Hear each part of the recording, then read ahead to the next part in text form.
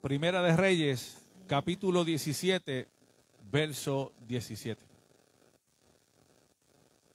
Cuando lo tengan, me responden con un fuerte amén. Aleluya.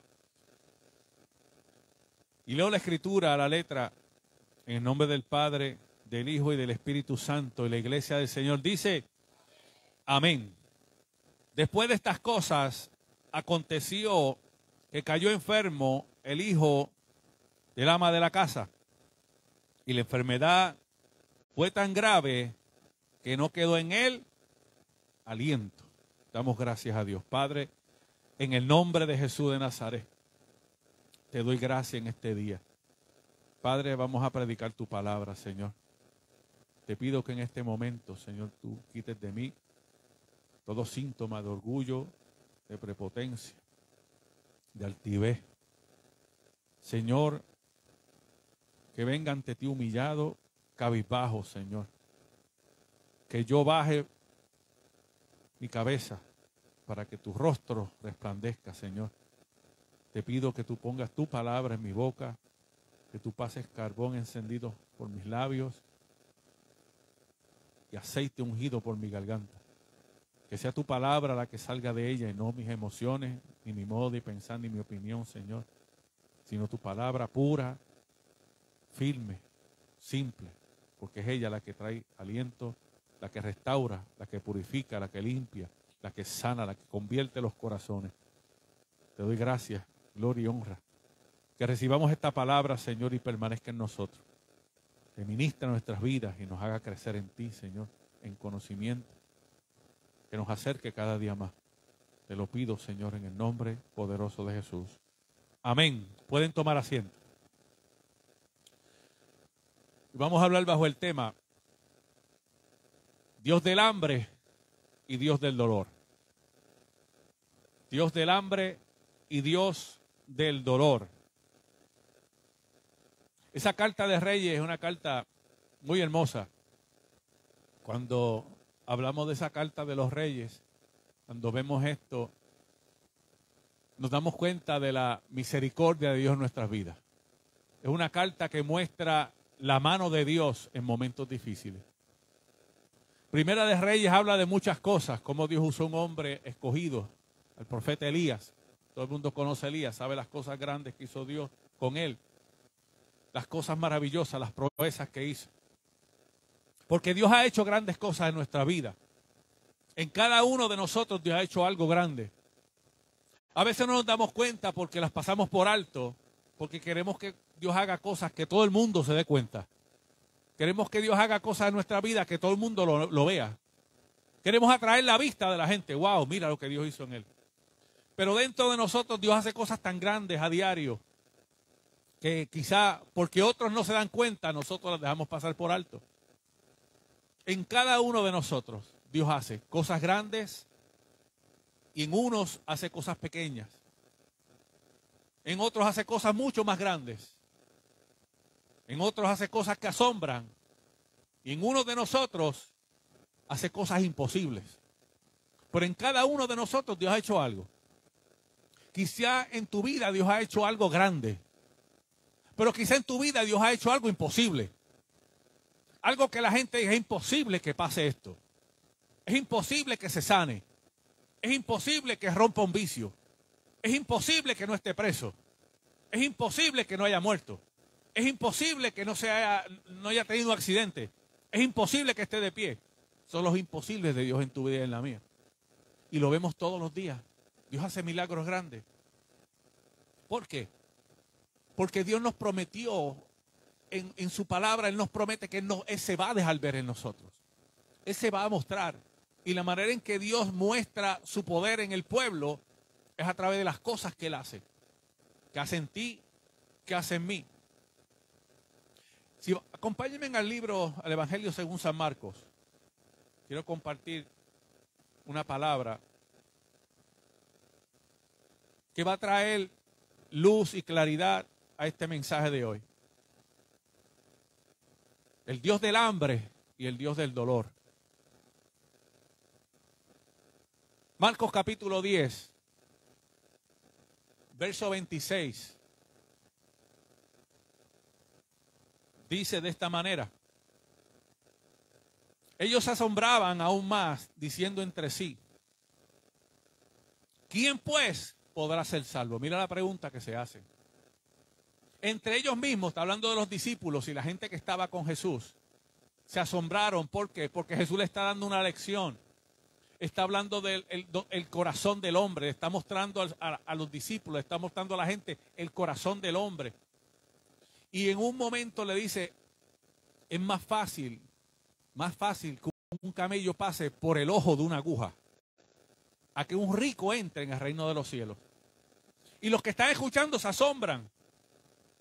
Se quedan asombrados y dicen, pero entonces es imposible. ¿Quién podrá ser salvo? Pero mira lo que dice Jesús. Dice que él mirándolos, miró el corazón, miró el rostro de cada uno de ellos.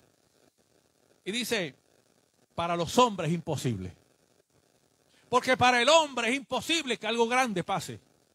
Para el hombre es imposible que haya un cambio en tu vida. Porque nosotros no podemos cambiar. Si Dios no los cambia, no hay quien nos cambie. Nadie, ninguno de nosotros cambió por nosotros mismos. Ninguno tenía la voluntad de hacer un cambio. Ninguno tenía la fuerza de hacer un cambio. Es más, les pregunto, ¿quién hoy tenía la fuerza de levantarse de la cama esta mañana? Ninguno. ¿Quién es el que te da la fuerza para tú levantarte? Es el Señor cada día. Si fuera por mí, yo todavía estuviera durmiendo. Bueno, no todavía, pero quien te da la fuerza para levantarte es el Señor. Cuando usted trabaja en la semana, el lunes, que es el día más fácil para ir a trabajar. El lunes es el día que todos aman. Y el viernes es el día que nadie quiere. Usted se levanta con mucho ánimo el lunes para ir a trabajar. O dice, ay, lunes otra vez. Usted se levanta con más ánimo el viernes que el lunes. ¿Qué cosa? Y está más cansado el último día. Se supone que esté con menos ánimo el viernes, pero se levanta porque dice, el último día, mañana duermo. Pero en la vida espiritual, el Señor es el que nos da ese aliento, ese hálito, cada día, cada mañana. Y mira lo que dice Jesús, para el hombre es imposible. Porque el hombre ve las cosas grandes de Dios imposibles. Pero le dice, pero no hay nada imposible para Dios. Es el mensaje que Dios nos trae a nosotros hoy día. No hay nada imposible para el Señor. Porque Dios cuando nos quita, nos da. Y cuando nos da, nos quita. A veces no entendemos la manera, la dinámica de Dios trabajar con nosotros. Cuando Dios te da algo, te quita algo. Y lo que te quita es lo que te hace contrapeso a lo que te da. Cuando Dios te quita algo, es porque te va a dar algo. Y te quita lo que te hace contrapeso a lo que te da. En los barcos, los navíos, cuando los van a cargar, ellos estabilizan el peso. ¿Para qué? Para que el barco no se vaya de un lado por el peso. O no se vaya para atrás por el peso. El capitán del barco tiene que calcular el peso según la ruta que va a tomar. Preparándose para cualquier cosa. El corazón del hombre es un navío en el cual el espíritu es el que va adentro de nosotros y nos va llevando. Y los hace que nos va quitando cosas. ¿Qué nos quita? Incredulidad. Es una de las primeras cosas que tiene que sacar el Señor de nosotros. Incredulidad. Porque el Señor trabaja en tu vida en medio del hambre y en medio del dolor. Lo que queremos ver un Dios que trabaje de una manera gloriosa y ver todo lo bueno. Pero cuando Dios va a probar tu corazón, cuando Dios va a probar y a mostrar su gloria, cosas grandes que no entendemos comienzan a pasar en nuestras vidas. Y vemos la historia del profeta Elías, cuando vimos las cosas grandes que Dios lo usa, y de momento él se esconde, tenía miedo. Y Dios lo sustenta. Y cuando Dios lo sustenta, el profeta se acostumbra al sustento de Dios y dejó de trabajar para Dios. Las manos se le cayeron. ¿Y qué hace Dios? El arroyo se lo seca. ¿Para qué? Para volver a crear necesidad en él. Porque nosotros muchas veces necesitamos que pase algo drástico en nuestra vida para empezar a movernos. Si a ti no te da hambre, tú no trabajas. El hombre cuando no tiene dolor, no busca del Señor. nos acercamos a Dios porque hay problemas en nuestra vida que no podemos solucionar. Pero ¿qué cuando no tenemos esa habilidad? ¿Qué pasa cuando no tenemos la capacidad de acercarnos a Dios por nuestras propias cuentas? Entonces Dios nos atrae, nos llama, nos busca. El Señor capta nuestro oído. Y vemos cómo Dios habla al profeta Elías, ahí en Primera de Reyes, capítulo 17, y le dice de esta manera. Mira la manera en que Dios llama la atención del profeta Elías. Le dice, levántate. ¿Por qué? Porque llevaba tiempo sentado. Cuando Dios nos da mucho, nos sentamos. ¿Usted no se ha fijado de eso? Cuando Dios te da de más, te sientas. Cuando Dios te arregla toda tu casa, te sientas. Cuando Dios resuelve todos tus problemas, te sientas. Por eso Dios te da poco a poco cada día. ¿Para qué? Para que cada día siempre sigas buscando de Él. Para que cada día tengas necesidad de buscar de Él. Levántate. Y lo manda por un lugar, Sarepta, en la región de Sidón. Y mira lo que le dice, vas a morar allí. Tu estancia en Sarepta de Sidón no va a ser rápido, tú vas a quedarte ahí. Pero lo manda a un sitio donde no había agua ni comida. Mira cómo lo saca de un arroyo donde Dios lo sostuvo un tiempo, donde un arroyo le proveía agua y Dios enviaba animales salvajes para que le trajeran alimento fresco todos los días y él comía. Pero se acostumbró, dejó de hacer las cosas de Dios.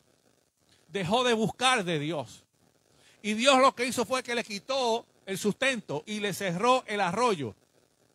Y le dice, ahora te vas a levantar, porque yo te sustenté y lo que hiciste fue que te sentaste y dejaste de hacer cosas para mí.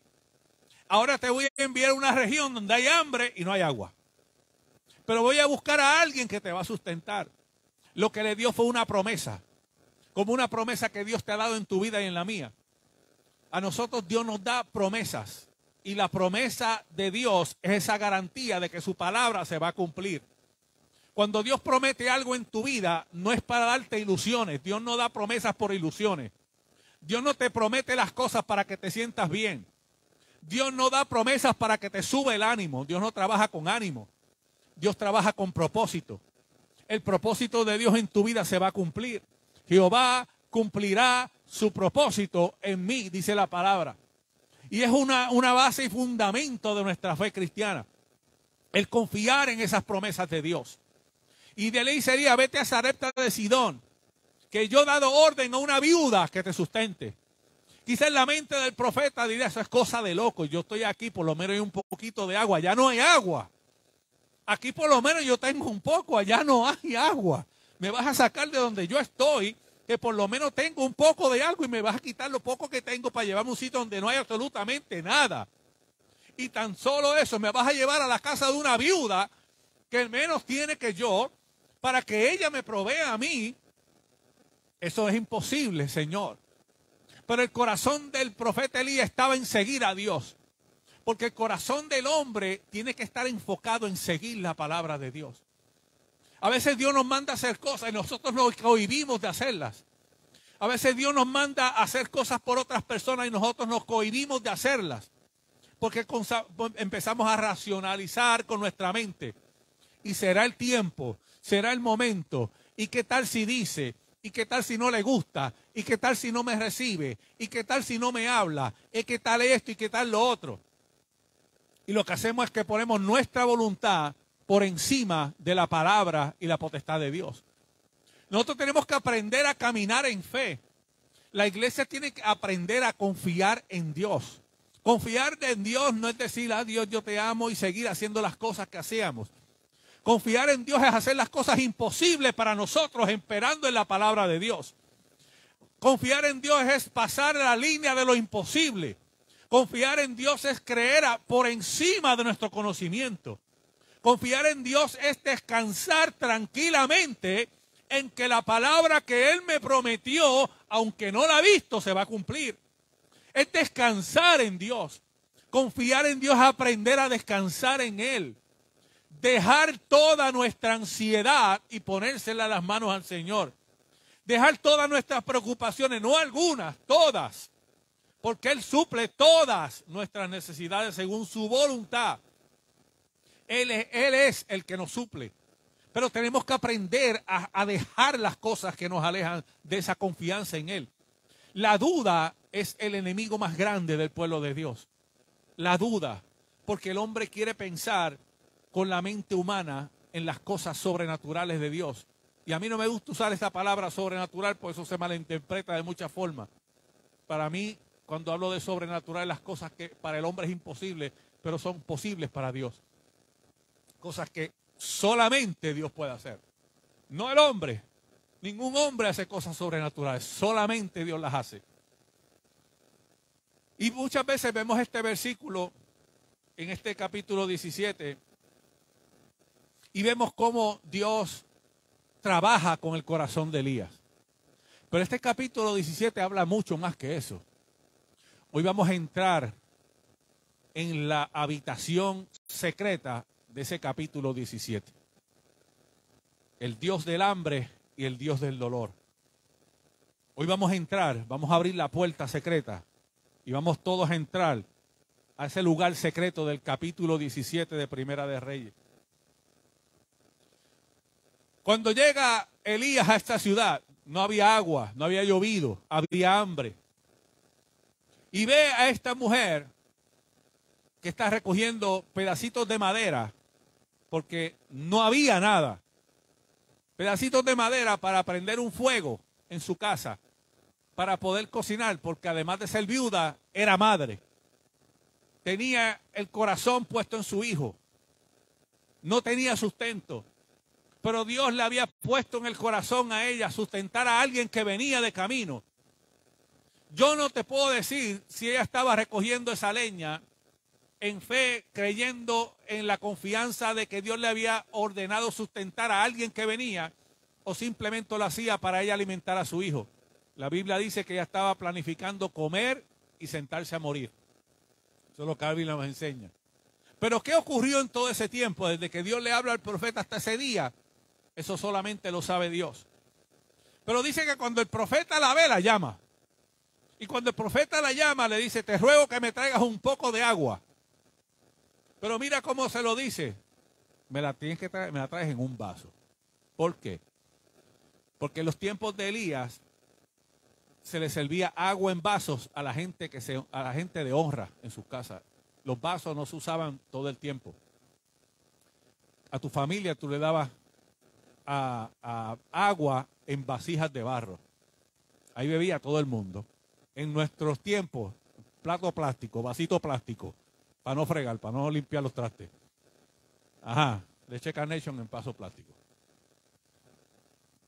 Como decirle en el tiempo de nosotros, en casa se come con vaso plástico, plato plástico, cuando termine lo bota. Aquí nadie va a limpiar trastes hoy. Pero cuando venía gente de honra, cuando tenía visitas importantes, habían unos vasos que se usaban para ello, eran vasos finos. Cuando él le dice, me dice, y me la va a traer en un vaso. Le está diciendo, me la vas a servir bien. La mujer, cuando entienda esto, cuando la mujer escucha al profeta, quizá la mujer se quedó espantada porque no había agua. Ella estaba buscando leña. Y el profeta la manda a pedir algo que no había. La manda a pedir agua en tiempo de sequía y le pide que se la sirva en un vaso en tiempo de pobreza. Estaba pidiendo cosas a esa viuda que eran imposibles para ella. Pero mire qué cosa, cuando ella va a buscar el agua y va a buscar el vaso para el agua, él la vuelve a llamar para atrás. Porque quizás en la mente del profeta, y quizás, digo quizás porque la Biblia no lo especifica, y yo no voy a decir, la Biblia dice cuando no lo dice, quizás Dios le dijo, espérate, ella lo está haciendo por fe. Ella quizás no tiene un vaso para servir, pero quizás va a pedir prestado un vaso. Quizás no sabe dónde hay agua, pero ella va a buscar agua. Pero pónsela más difícil. Ahora pídele comida. Dice que cuando ella va a buscar el agua y el vaso, él la llama de vuelta. Dice, no, espérate, ven acá. Dame de comer. Mira de la manera en que Dios comienza a trabajar. Escuchen esto. No con el profeta, con la viuda. El capítulo 17 de ese libro de Reyes lo que habla es de la manera en que Dios transforma un corazón completamente incrédulo en una persona ferviente y crédula para Dios. El capítulo 17 habla del proceso de Dios rompiendo la incredulidad del hombre de una manera devastadora y poderosa. Te ruego que me traigas también un bocado de pan en tu mano. Tienes que hacerlo tú. Lo que le dice el profeta es, no pidas pan prestado y tráeme. Yo quiero del que te queda en tu casa. De la poquita harina que te queda, de ese me vas a dar. Porque es más fácil yo ir a pedir prestado. Mira, prestar un pedacito de pan que tengo visita en mi casa. Pero el mío lo guardo para que no se me use el mío. Y voy y pido prestado. El profeta dijo, me vas a traer agua, pero me la va a traer en un vaso. Me vas a traer pan, pero va a ser en tu mano. Tú lo vas a hacer. No vas a pedir pan prestado. Le pide pan en el tiempo de pobreza y le pide a una viuda que lo haga. Quizá nosotros diremos, pero qué exigente este profeta. Si lo que tiene es sed y hambre, que le traigan pan de donde venga. Y olvídate de si vienen vasos de plástico o vasos de cristal, después que tenga agua. Pero no es la manera en que nosotros traemos las cosas a Dios. Es la manera en que Dios nos pide que le traigamos las cosas. Es la manera en que nosotros venimos ante el Señor. Es la manera en que nosotros nos presentamos ante Dios. Hay cosas que Dios nos pide que tienes que traerlas tú.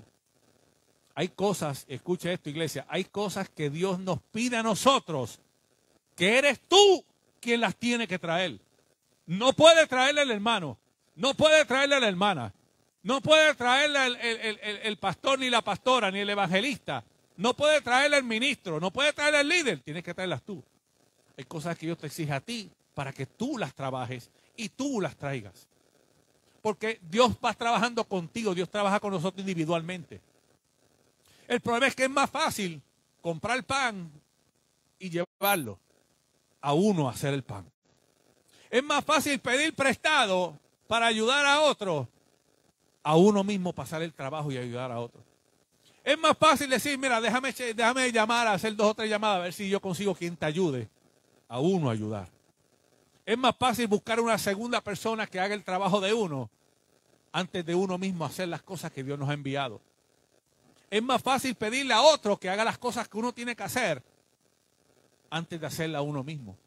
Es el sacrificio que Dios está probando en nuestros corazones. Es el sacrificio que Dios prueba en nuestras vidas a diario. Lo curioso es que esta mujer no era hebrea. Era de Sodoma. Era perdón, de Sidón, de la tierra de Sidón. Era sidonita. No era ni siquiera hebrea. Y esa cultura, ellos adoraban al dios Baal.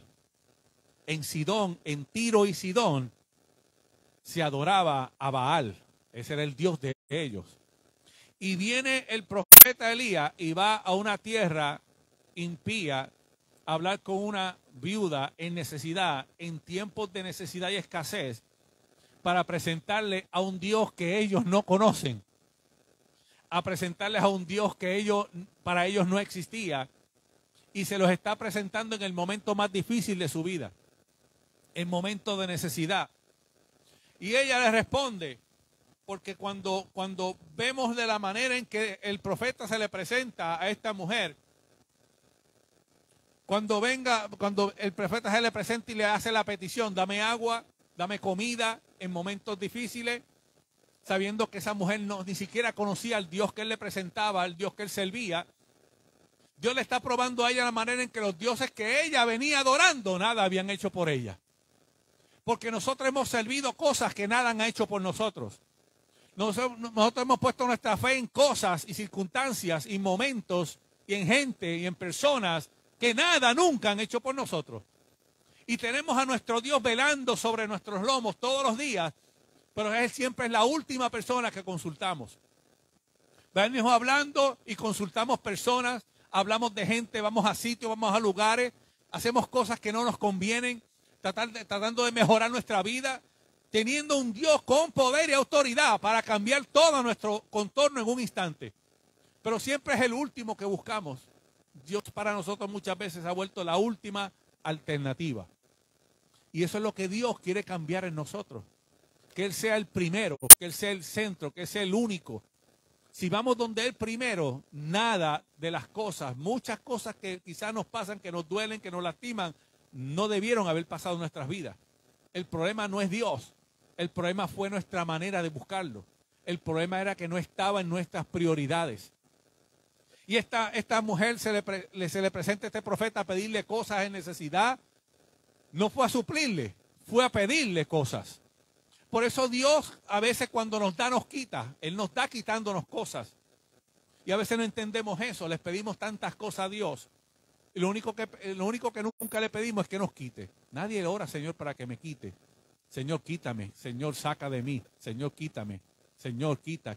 Nadie le pide que le quiten a uno. Todo el mundo dice, Señor, dame, suple, da más, Señor, más y más de ti, más y más de ti. Pero nunca le pedimos, Señor, yo quiero menos y menos de mí, menos y menos de mí. Para que haya más de Él en tu vida, tiene que haber menos de ti en la tuya. Ese es el asunto, el contrapeso es que haya menos de ti para que haya más de Él en tu vida. Pero ese contrapeso nos molesta, porque estamos mal balanceados. Y mira lo que ella le responde. Dice, y ella respondió, vive Jehová, tu Dios. Ni siquiera ella lo reconoce como Dios. Y esto es bien importante, ese fragmento de ese versículo es bien importante porque es el momento del cambio en la vida de esta mujer. Cuando ella comienza a tratar con Dios y Dios a tratar con ella, ella no conocía a Jehová Dios. Ella no lo conocía. Y dice, vive Jehová, tu Dios, que no tengo pan cocido. Solamente un puñado de harina tengo en la tinaja y un poco de aceite en la vasija. Y ahora recogía 2 leños para entrar y prepararlos para mí y para mi hijo, para que lo comamos y nos dejemos morir. Porque no importa lo que tú hagas en la mañana, no importa lo que tú comas hoy o mañana, la cuestión es cómo está tu vida delante de Dios. ¿Cómo está tu relación con Dios? Dios te suple hoy, pero tú no sabes qué vas a tener mañana para comer.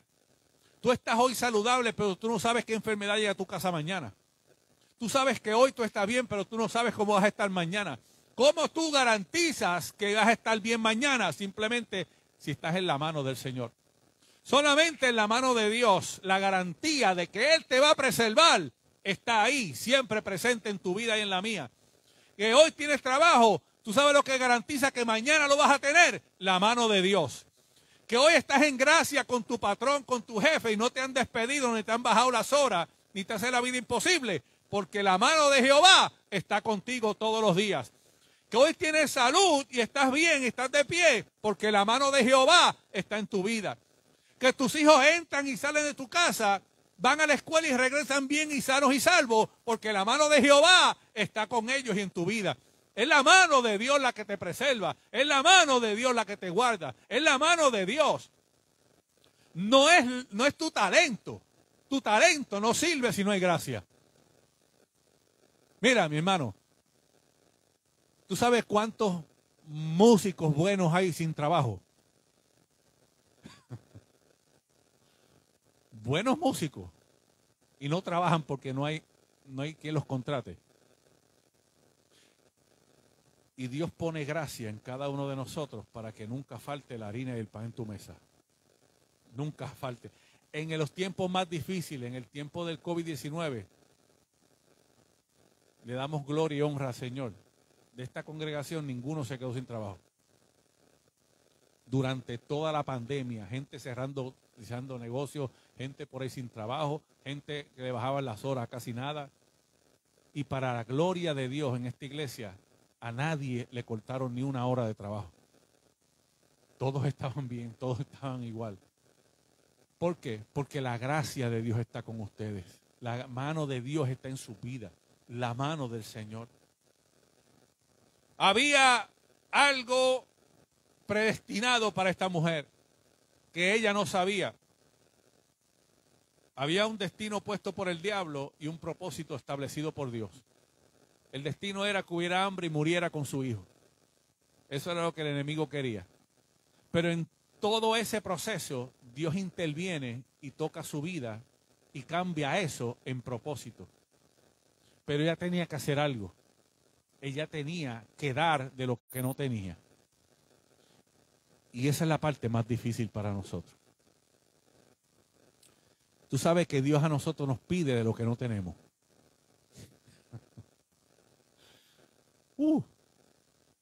Si el ser humano valorizara las cosas por necesidad, yo creo que lo más que valorizaría sería el tiempo. Porque el tiempo es algo que tú no recuperas. Tú pierdes una hora, la hora la perdiste y no hay forma de recuperar esa hora. Y muchas veces Dios a nosotros nos pide tiempo. Tiempo. Porque el tiempo para nosotros es valioso. Mira que valorizamos tanto el tiempo que cuando sales del trabajo quieres llegar rápido a tu casa. Y cuando llegas a tu casa no quieres que nadie te moleste. Mi tiempo. Pero es que tengo que... Pero ahora no, déjame descansar, se ríen, déjame estos minutos. Pero es que tantas cosas que hacer, pero ya acabo de llegar, ¿qué? Tiempo, dame tiempo, déjame sentarme por lo menos 10 minutos, no tengo tiempo para descansar, alaben si te queda algo de fuerza, no tengo tiempo. El tiempo es valioso, el tiempo para Dios es valioso. Pero lo bueno es que Él es el Dios del tiempo. Él tiene el tiempo. Dice que los tiempos están en sus manos. Dice la palabra. Y un día llegó Dios a la vida de esa viuda. Un día, de repente llegó Dios. Solo de repente de Dios que no entendemos. Llegó la vida de esa viuda. Y cuando llega la vida de esa viuda, ese mismo día las cosas comienzan a cambiar. Lo primero que hace Dios es ponerla a trabajar. Llega Dios a la vida de la viuda, ella estaba recogiendo leño y tuvo que dejar de recoger leño para buscar agua. Le cambió el día, le cambió los planes. Ella iba a recoger leño para prender un fuego, para hacer una libra de pan sobao, comer y morir. Pero ¿qué le dijo Dios? Deja los leños y busca agua. Y busca agua con un vaso. Y cuando iba a buscar el agua con el vaso, le dice, detente. Ahora busca pan, pero hazlo tú. Pero había soltado los leños. Y él lo primero que hace es poner ¿qué? Excusa. Porque eso es lo primero que le damos a Dios. Excusa. Pero es que no puedo. Pero es que es complicado. Es que es difícil. Es que yo no sé. Es que ¿cómo voy a manejar el tiempo? ¿Cómo voy a hacer las cosas para Dios si no tengo tiempo? El problema es que cuando nosotros no tenemos tiempo para Dios, Dios rompe nuestro tiempo y hace tiempo en medio de tu tiempo. ¿No entendiste esa paradoja?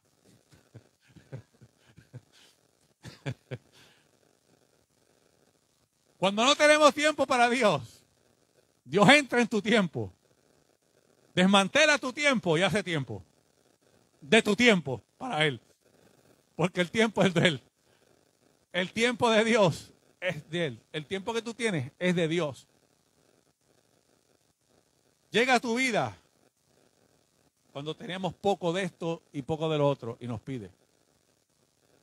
Porque a veces nosotros pensamos que cuando las cosas escasean, cuando llega la enfermedad a tu casa, las cosas están malas, tan difíciles. Pero tan difíciles para nosotros. Pero cada dificultad en tu vida es una oportunidad que Dios nos presenta para mostrar su gloria. Mira lo que le dice el profeta cuando ella sale con la excusa de que mira, es que lo que tengo un poquito de harina, un poquito de aceite y lo que voy a hacer es una tortita de pan nada más para comer mi hijo. Mira lo que le dice él. No temas. Mira lo que le dice. El profeta no le da esperanza. No le dice, mira, tranquila, Dios te va a proveer. Él es tu proveedor. Él es tu sustentador. No le dijo nada de eso. Le dijo, no tengas miedo. No tengas temor. Tranquila. Descarga. Tú sabes que la parte más difícil de nuestras vidas es dejar el temor a un lado.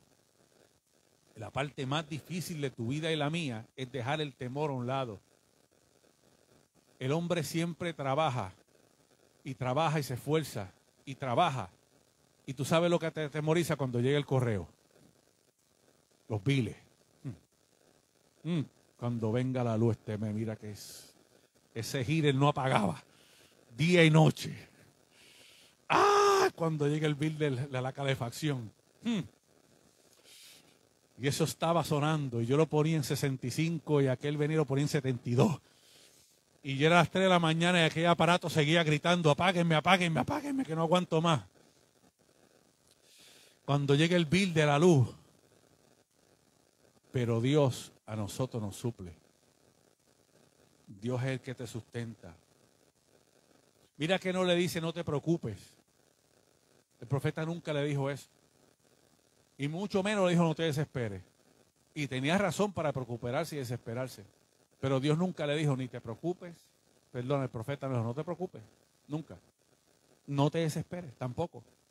Le dijo no temas. No tengas temor. Entonces dice la palabra que ella hizo como dijo el profeta. Dice, y comió él y ella y su casa. No un día, muchos días. Comieron muchos días de poquito de harina y el poquito del aceite. Y cuando leemos esto nos llena de alegría. Dice, wow, qué bueno. Comió el profeta, comió la viuda, comió el niño. Todos comieron, todos están bien. Y muchas veces lo dejamos ahí. Porque la historia aparentemente termina ahí. Pero ese es el principio de la historia de la viuda. Ahora es que viene lo bueno de la historia de la viuda. Dice que pasa un tiempo, y voy a parafrasear. Si leemos el otro versículo.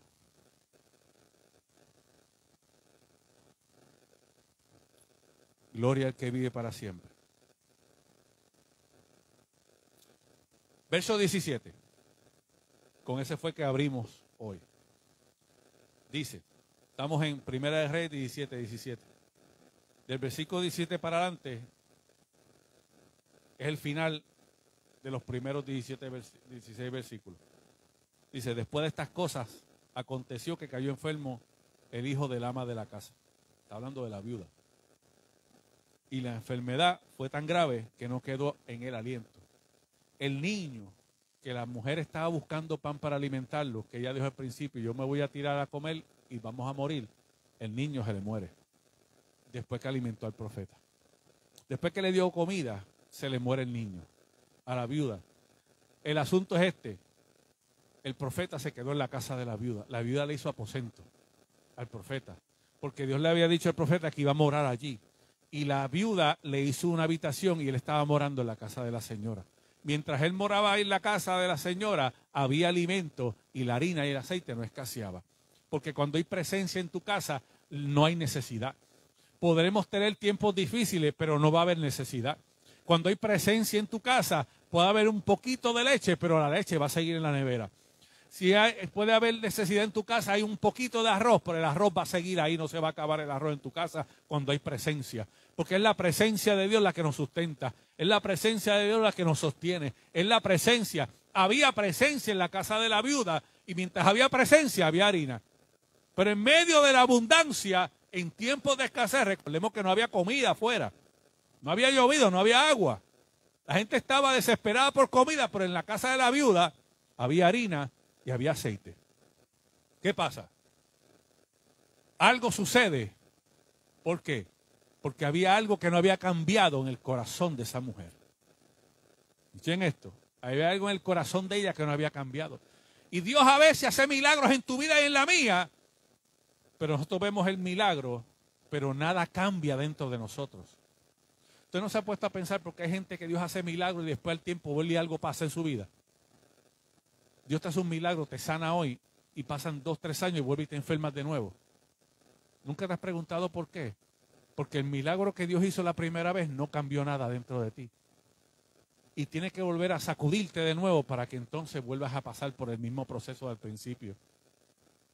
Yo conozco personas que Dios los ha sanado y después que los sana, se apartan, porque ya los sanó.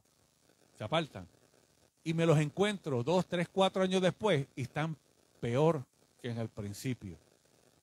Yo conozco un joven que vino porque le dijeron que tenía un quiste o algo en el hígado y que eso se podía transformar en cáncer. Y vino asustado, estuvo como 3 semanas congregándose, asustado. Oraba más que nadie en esta iglesia. Lloraba, clamaba, gemía. Un día se oró por él, a la semana vino y dijo que cuando fue al médico el quiste se había desaparecido.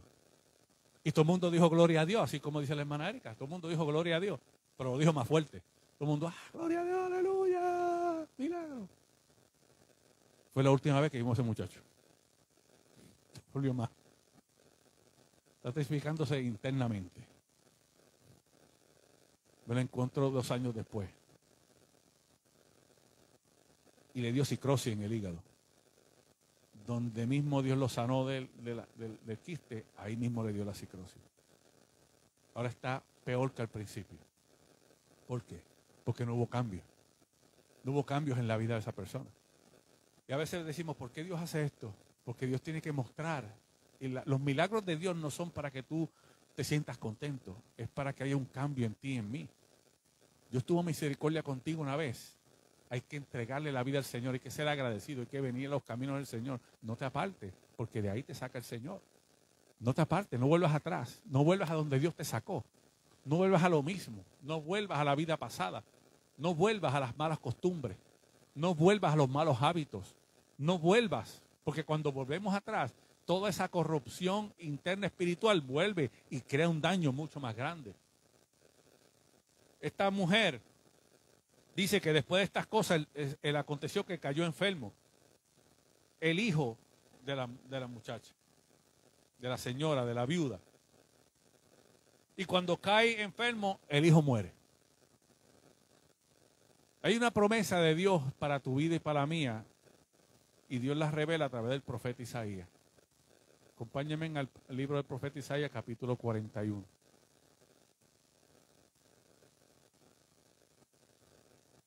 Libro del profeta Isaías, capítulo 41.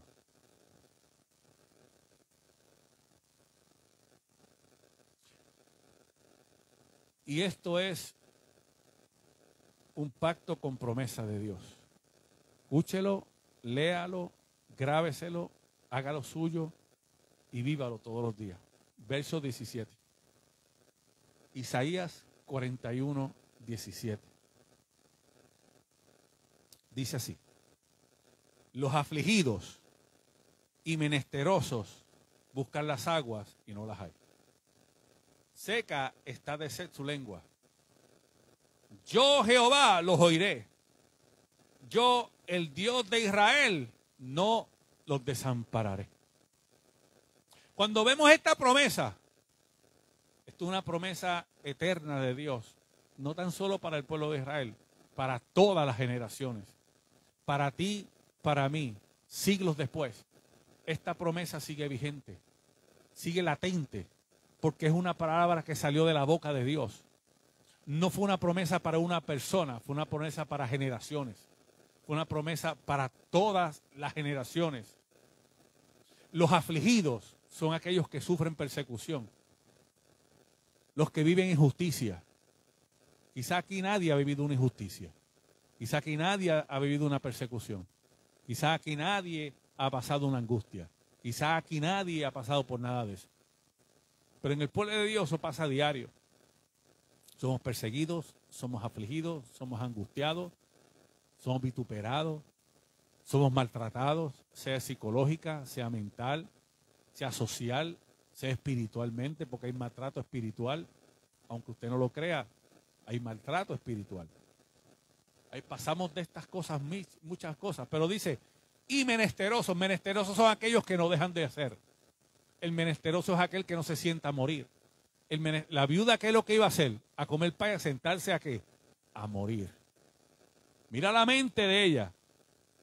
Pero la promesa no estaba en los que se sentaban a morir.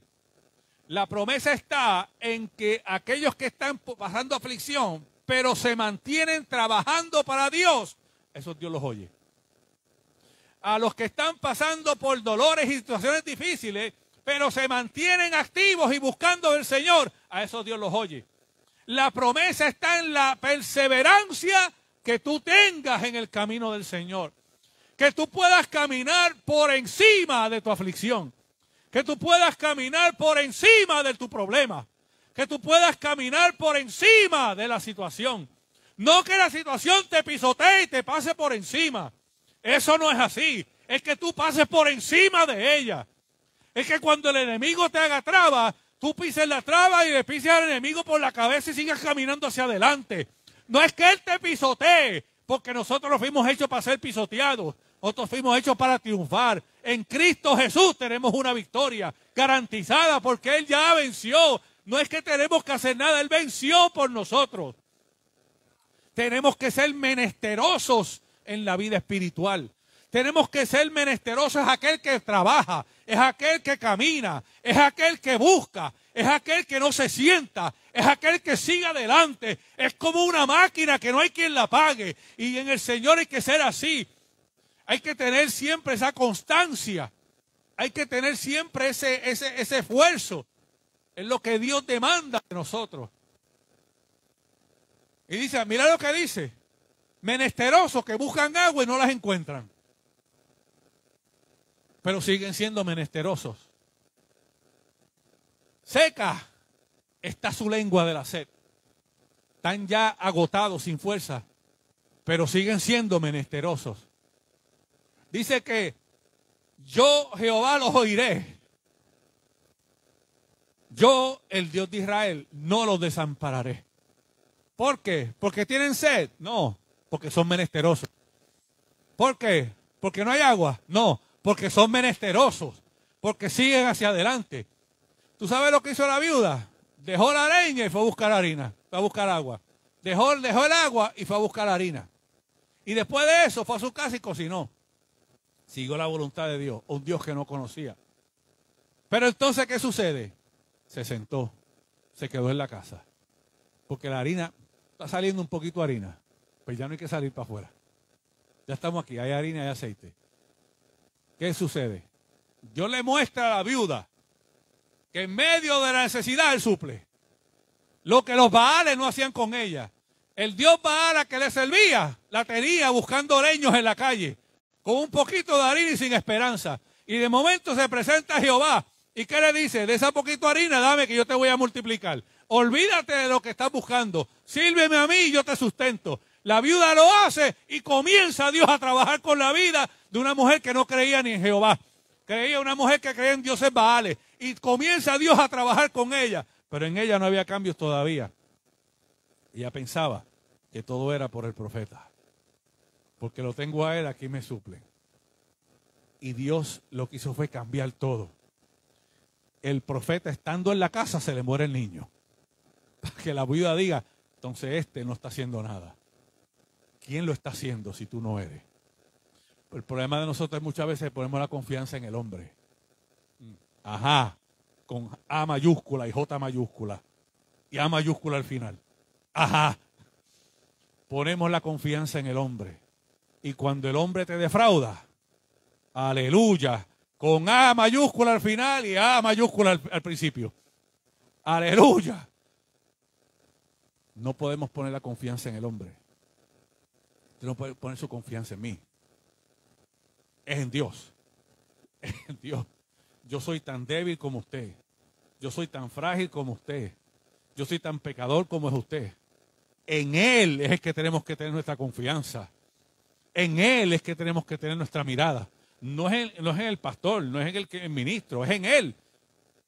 Yo soy tan frágil como es usted. A mí me da sueño, yo me enfermo, a mí me dan ganas de llorar, yo me pongo triste, me da ansiedad, me da desánimo. ¿O qué usted piensa? ¿Que esto no pasa aquí arriba? Más fuerte así mismo es. Porque yo tengo que pelear contra eso. Cuando yo me desanimo, yo no puedo decir, ay, el culto es miércoles, pues que me dije otro, yo me quedo aquí sentado. Que enseñó, todo el mundo sabe palabras. Yo no puedo venir con eso. Yo tengo que agarrar el desánimo y entregárselo a Cristo. Señor, ayúdame. Hay un pueblo que alimentar. Ayúdame, dame fuerza. No me puedo quedar en mi casa. Que me tengo, estoy cansado, que ayer estuve hasta tarde haciendo cosas en casa, déjame dormir una hora más. No, Señor, hay culto mañana. Que hay una familia enferma que hay que visitar. Ah, pero es que enfermo estoy yo, que vengan a visitarme a mí nadie me visita. Alaba ahora si puede. Tengo que tomarme 2 Tylenol y vamos a ver al hermano. Menesteroso. Menesteroso. Eso es ser menesteroso. Esas cosas son las que Dios demanda de nosotros. No de mí, de todos. De todos ustedes. De todos nosotros nos demanda todos los días. Esa mujer vio harina cuando no había. Vio aceite fluir cuando no había. Vio que Dios le quitó el hambre a ella y a su hijo. Pero eso todavía no le había hecho creer en Dios. Parece que la comida no era suficiente milagro para ella.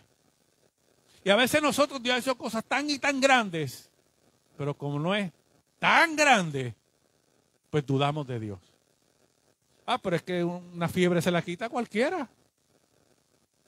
Ah, pero un dosido Tylenol. Ah, pero es que un dolor se lo quita a cualquiera. Pero te lo quitó Dios, no la Tylenol.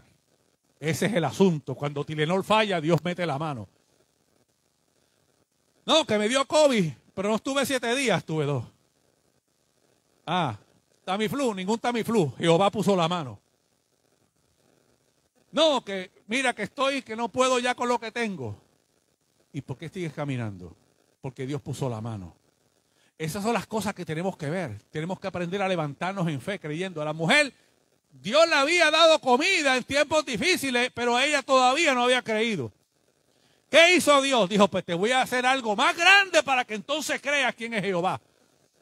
Porque a veces Dios, parece que las cosas que Dios ha hecho en nosotros no son suficientes. Parece que no son suficientes y queremos que Dios haga algo más grande. La cuestión es que algo más grande requiere algo mucho más grande. ¿Cuán lejos tú quieres llegar para que Dios pruebe que Él está contigo?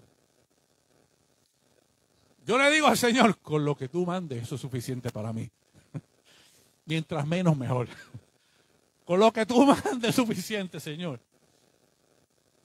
Nosotros tuvimos un año de necesidad, hace tiempo atrás. Cuando nos mudamos, la pastora tuvo que dejar su trabajo. Y yo lo testifico para gloria de Dios. Y con lo que yo ganaba no era suficiente. Pero los biles seguían llegando igual. Y dijimos, Señor, tú vas a proveerle un trabajo. Fíjate, la mente era el trabajo. Pero nunca pensamos en lo que llega el trabajo, ¿qué? No, Señor, en ti confiamos. Mira, hermano, se lo testifico. El tanque de la gasolina en mi guagua, en vez de una semana, me duraba 2 semanas. Y iba todos los días a trabajar. Ir y venir, 5 días a la semana. Y yo miraba el tanque como que no quería mirar la aguja para que no me bajara el ánimo. Pero decía, la aguja no se está moviendo, está dañada. Y le daba así golpe. Déjala ahí. Y la aguja ahí, no se movía. Yo bebo leche más que un becerro nuevo. Y yo me bebo 2 galones de leche a la semana. Y el galón, yo seguía dándole para abajo el galón y ese galón seguía ahí. Duraba el doble. El paquete de chuletas. Yo decía, esas chuletas siguen pariendo, no siguen, se acababan. Y la pastora friendo chuletas y las chuletas no bajaban. Los paquetes de pollo igual. El paquetito de arroz, cada vez que sacaba una taza para hacer, yo decía, ese saco no baja. Y ya seguía sacando tazas y siguiendo haciendo. Arroz con chuleta y arroz con pollo. Arroz con huevo, arroz con chuleta, arroz con pollo. Y así estuvimos 2 meses. El bill de la luz venía bien bajito. Y yo decía, esto tiene que estar dañado. Cuando venga ese bill nos van a cortar la luz. Es imposible. Los billes venían bien bajitos. Cuando la pastora empieza a trabajar, la leche se gastaba más rápido, otra vez como al principio, el arroz se acababa más rápido, la guagua, la gasolina, la guagua seguía bajando. Y yo no me quejé. Y los biles empezaron a subir. Pero fíjate, decía, gracias Señor. Descansé en Jehová. Denle un aplauso a Cristo. Descansé en Jehová. Y Dios probó el corazón de la viuda una vez más. Y mira que esta vez, lo curioso es que cuando el profeta va a hablar con la viuda, esta vez el profeta no le dice, no tengas miedo. Ahora el profeta le dice, dame al niño acá. Mira qué cosa. Al principio le dijo, no temas, porque no conocía a Dios. Ya se supone que ella conociera a Dios. Pero esta vez, como el corazón de ella estaba incrédulo, vamos ahí. Verso 18 dice, y ella dijo a Elías, ¿qué tengo yo contigo, varón de Dios? Mira la actitud con la que viene ella. Has venido a mí para traer a memoria mis iniquidades y para hacer morir a mi hijo. Estaba hablando de la impiedad que había en ella. Mira cómo empieza Dios a escudriñar el corazón de la viuda. Mira la manera en que ella se le presenta ahora. Empieza a hablar de que ahora Dios está viendo mis iniquidades, todo lo malo que yo había hecho, todas las cosas que habían en mí. Y dice,